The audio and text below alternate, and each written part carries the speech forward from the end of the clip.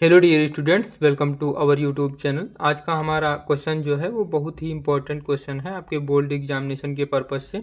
तो आप इसको अच्छे से सीखिएगा ताकि आपको इस क्वेश्चन को सॉल्व करने में कोई भी प्रॉब्लम ना रहे। तो चलते हम लोग क्वेश्चन की तरफ बढ़ते हैं और क्वेश्चन को देखते हैं। क्वेश्चन में हमको दिया गया है, सिद्ध कीजिए कि प्रथम कोटि की अभिक्रिया को 3/4 भाग पूर्ण होने में लगा समय, यानी अभिक्रिया जब पूर्ण होती है तो उसके 3/4 भाग पूर्ण जब होता है तो उसमें लगा समय जो होता है वो अर्ध अभिक्रिया यानी 1/2 यानी आधी अभिक्रिया के पूर्ण करने में लगे समय का दुगना होता है। कहने का मतलब यह है कि हम लोग समय को प्रेजेंट करते हैं टी से, यानी स्मॉल टी से प्रेजेंट करते हैं। तो यहाँ पर बोला गया है कि प्रथम कोट की अभिक्रिया को 3/4 भाग पूर्ण होने में लगा समय, यानी टी ये हो गया 3/4 को पूर्ण होने में लगा समय जो है बोला गया है बराबर होता है अर्ध अभिक्रिया को हम लोग प्रेजेंट करते हैं T1/2 से। अर्ध अभिक्रिया के पूर्ण करने में लगा समय का दुगना होता है, यानी 3/4 में जो भी समय लग रहा है और जो भी समय लग रहा है 1/2 में, यानी हाफ अभिक्रिया में, अर्ध अभिक्रिया में, उसमें जब हम 2 से गुणा करेंगे तो ये इसके बराबर हो जाएगा 3/4 के। तो कहने का सीधा सीधा मतलब यही है कि हमको ये सिद्ध करना है कि 3/4 में लगा समय जो बराबर होता है वो 1/2 के गुणज होता है 2 का। तो इसको हमको सिद्ध करना है। तो चलते हैं हम लोग इसको प्रूव करते हैं। बहुत ही सिंपल क्वेश्चन है, बस आपको थोड़ा सा इसमें ध्यान देने की ज़रूरत है। तो सबसे पहले यहाँ पर आप स्टेप वाइज करेंगे इस क्वेश्चन को। यहाँ पे सॉल्यूशन इसका इस प्रकार से डालेंगे, फिर यहाँ पर आप लिखेंगे कि प्रारंभिक सांद्रता हम लोग मानकर चलते हैं कि प्रारंभिक सांद्रता यहाँ पर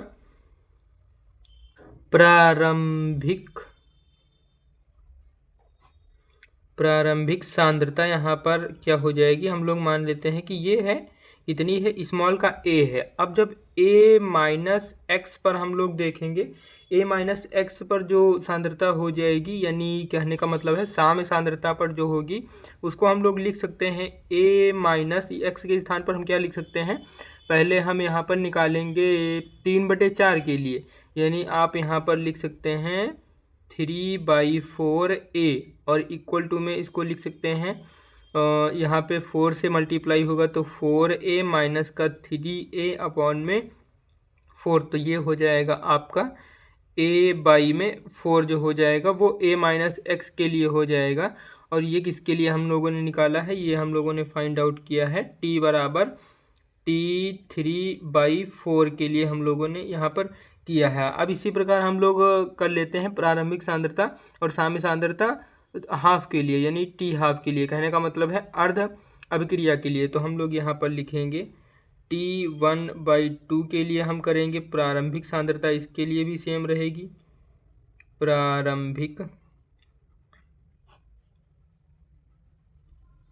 सांद्रता बराबर में सेम रहेगी, ए ही हम लोग रखते हैं। और जब साम्य सांद्रता, यानी कहने का मतलब है साम्य सांद्रता a माइनस एक्स पर करेंगे तो यहाँ पर a माइनस का a/2, यहाँ पर 3/2 था, जो भी यहाँ पर वैल्यू दी गई होगी, जितना भी पूर्ण हो चुका होगा प्रथम कोटि की अभिक्रिया को 3/4 भाग पूर्ण का होने में लगा समय, जितना भी यहाँ पर वैल्यू दी होगी उसको उसके साथ हम जो लोग प्रारंभिक सांद्रता मानेंगे उसके साथ शिफ्ट करके इसको सॉल्व करेंगे और जो भी वैल्यू यहाँ पर निकल के आएगी वो हमारी क्या होगा, हो जाएगी साम्य सांद्रता। तो यहाँ पर क्या हो जाएगा, 2 से मल्टीप्लाई होगा 2a माइनस का a अपॉन में 2 बराबर में क्या हो जाएगा, a/2 हो जाएगा। अब हम लोग जानते हैं कि प्रथम कोटि की अभिक्रिया का जो वेग स्थिरांक का फार्मूला होता है वो होता है, मैं यहाँ पर लिखता हूँ लैंग्वेज, प्रथम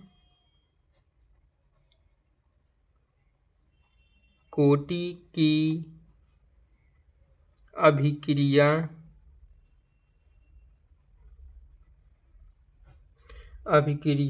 के लिए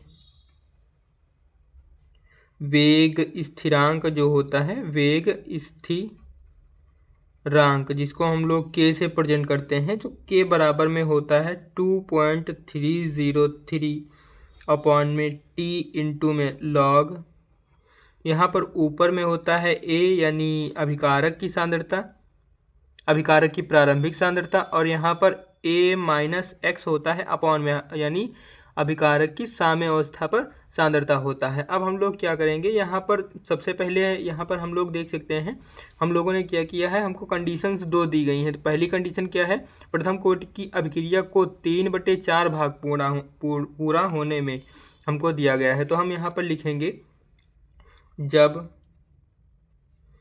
t बराबर 3/4 भाग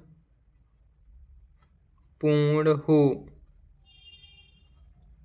तब वेग स्थिरांक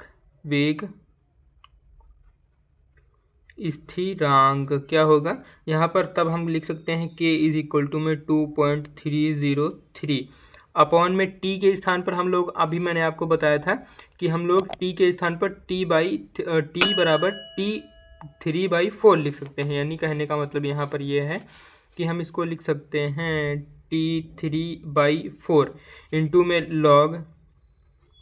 अब प्रारंभिक सांद्रता तो सेम ही रहेगी, लेकिन साम्य सांद्रता यहाँ पर चेंज हो रही है। तो साम्य सांद्रताओं देख सकते हैं आप यहाँ पर a-x वाली जो यहाँ पर वैल्यू रखनी है, a-x बराबर में यहाँ पर दिया गया है, हम लोगों ने a/4 में 4 फाइंड आउट किया है। तो यहाँ पर हो जाएगा a/4। अब a से a कैंसिल हो जाएगा और ये 4 ऊपर शिफ्ट हो जाएगा यहाँ पर। तो k = 2.303 अपॉन में t3/4 इंटू में log 4 हो जाएगा। और हम इसको समीकरण नंबर 1 नाम दे देंगे। अब जब हम इसको समीकरण हम लोगों ने 1 नाम दे दिया, अब इसी प्रकार हम लोग क्या करेंगे, हम लोग लिखेंगे इसी प्रकार t बराबर 1/2 के लिए वेग स्थिरांक t बराबर 1/2 के लिए वेग स्थिरांक क्या हो जाएगा, k = 2.303। यहाँ पर ये 3 बना हुआ है, आप ध्यान रखिएगा, इंटू में t। अब यहाँ पर हम लोगों ने क्या किया था, 3/4 कर दिया था, क्योंकि हमको 3/4 के लिए निकालना था। लेकिन यहाँ पर t बराबर 1/2 यानी हाफ के लिए, तो यहाँ पर 1/2 इंटू में log। अब प्रारंभिक सांद्रता तो सेम ही रहेगी, लेकिन अंतिम सांद्रता या फिर बोल सकते हैं साम्य सांद्रता जो कि हम लोगों ने फाइंड आउट की थी a/2 यहाँ पर फाइंड आउट की, तो इसको लिख सकते हैं a/2। a से a कैंसिल हो गया और ये 2 जो है ऊपर शिफ्ट हो जाएगा। तो हम इसको इस प्रकार लिख सकते हैं k = 2.303 अपॉन में t 1/2 इंटू में log 2। अब इसको हम समीकरण नंबर 2 मान लेंगे। अब हम लोगों ने समीकरण 2 बना लिया है। अब आप देख सकते हैं इसका जो k यानी जो वेग स्थिरांक है वो सेम है, लेकिन इस तरफ की वैल्यू जो है डिफरेंट है। तो आप लोग यहाँ पर क्या कर सकते हैं, हम यहाँ पर लिख देंगे समीकरण 1 व 2 की तुलना करने पर, समीकरण 1 व 2 की तुलना जब हम करेंगे तो हम इसको इस प्रकार लिख सकते हैं। पहले हम समीकरण 1 लिख लेंगे 2.303 अपॉन में t3/4 और ये क्या हो जाएगा log, और ये 4 इक्वल टू में हम लोग लिख सकते हैं यहाँ पर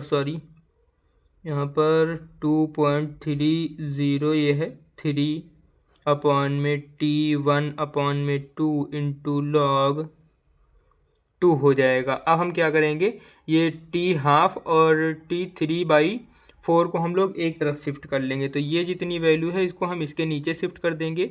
यानी कहने का मतलब है ये जो हमारी वैल्यू आई है निकल कर, इसको हम इसके नीचे शिफ्ट कर देंगे, और ये जो t3/4 है इसको हम लोग यहाँ पर शिफ्ट कर देंगे। तो ये कुछ इस प्रकार से हो जाएगा t3/4 अपॉन में t1/2 = में, जब हम ये तो सेम ही रहेगा 2.303 इंटू में log। अब यहाँ पर एक स्टेप कम करने के लिए हम log 4 को, यानी 4 को हम लोग इस प्रकार भी लिख सकते हैं 2 की पावर में 2। तो यहाँ पर 2 इंटू में 2 = 4 हो जाएगा। इसी प्रकार नीचे ये आ जाएगा, पूरा यहाँ पर शिफ्ट हो जाएगा। तो ये कुछ इस प्रकार हो जाएगा 2.303 इंटू में log 2। अब यहाँ पर ये जो पावर होती है, लॉग की प्रॉपर्टी होती है कि पावर आगे आ जाती है, तो यहाँ पर पावर शिफ्ट हो जाएगी। तो ये t3/4 अपॉन में t1/2 = में 2.303 अपॉन में 2.30 3 इंटू में 2 इंटू लॉग 2 अपॉन में लॉग 2। आप देख सकते हैं ये कैंसिल हो गया यहाँ से, ये कैंसिल हो गया यहाँ से, और यहाँ पर कितना बचा, 2 बचा। तो आप इसको इधर देख लीजिएगा, यहाँ पर ये कितना आ गया, 3t3/4 अपॉन में t 1 अपॉन में 2 इज इक्वल टू में 2। हमारा ये इतना बचा, ये 2 बचा यहाँ पर, जो कि हम लोगों ने यहाँ पर लिख दिया। अब इस t हाफ को हम लोग इस तरफ शिफ्ट कर देंगे, तो ये हो जाएगा t3/4 इक्वल टू में 2 इंटू t1 अपॉन में 2, जो कि हमको यही क्वेश्चन में बोला गया था, और ये हम लोगों ने सिद्ध कर दिया है। तो 2 इक्वेशंस आपको बनानी है वेग स्थिरांक के फार्मूले से, जो कि बहुत ही सिंपल है, बस आपको यहाँ पर थोड़ा ध्यान देने की बात है। तो यहाँ पर आप अच्छे से देख लीजिएगा दोबारा। आई होप ये क्वेश्चन आपको अच्छे से क्लियर रहा होगा। इसी प्रकार के क्वेश्चंस के लिए हमारे चैनल को सब्सक्राइब कर लीजिए। मिलते हैं किसी नेक्स्ट वीडियो में, तब तक के लिए जय हिंद।